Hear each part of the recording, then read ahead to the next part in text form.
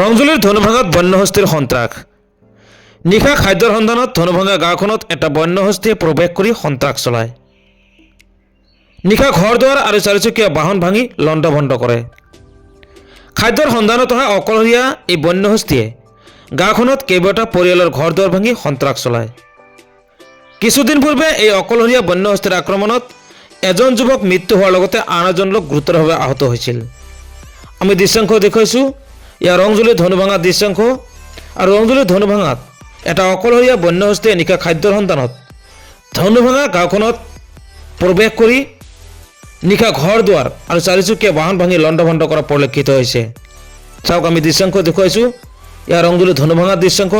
আৰু ৰংজুলিৰ ধনুভাঙাত এটা অকলশৰীয়া বন্যহস্তীয়ে লোকৰ ঘৰত প্ৰৱেশ কৰি এনেদৰে বাহনকে ধৰি ঘৰ দুৱাৰ ভাঙি লণ্ডভণ্ড কৰা পৰিলক্ষিত হৈছে।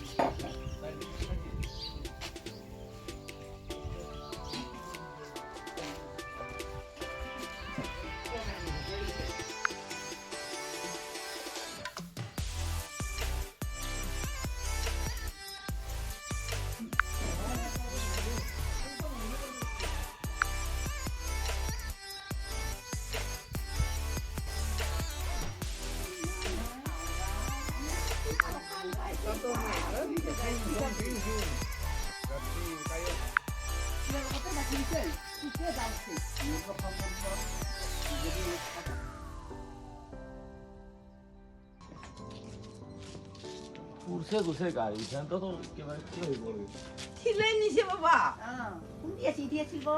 ওরা এখানে ছিল এই বাবা খারাপ হয় চিঠি আছিল। আর ঘৰতে থৈ দিছিলে, থোপা খাই নাই যে কাৰণে এতে থৈ দে। এই তাতে খুছিলি মই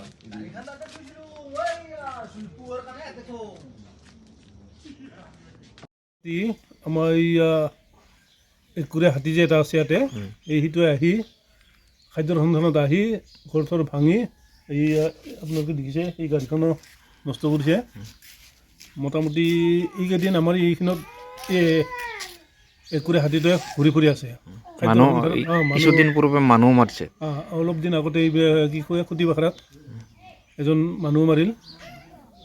এতিয়া বিশেষকৈ হাতী মানুহৰ সংঘাতটো এইদৰে বাঢ়ি গৈছে, কাৰণ খাদ্যৰ সন্ধানত সিহঁতে এতিয়া গাঁৱে গাঁৱে ঘূৰি ফুৰিব লগা হৈছে।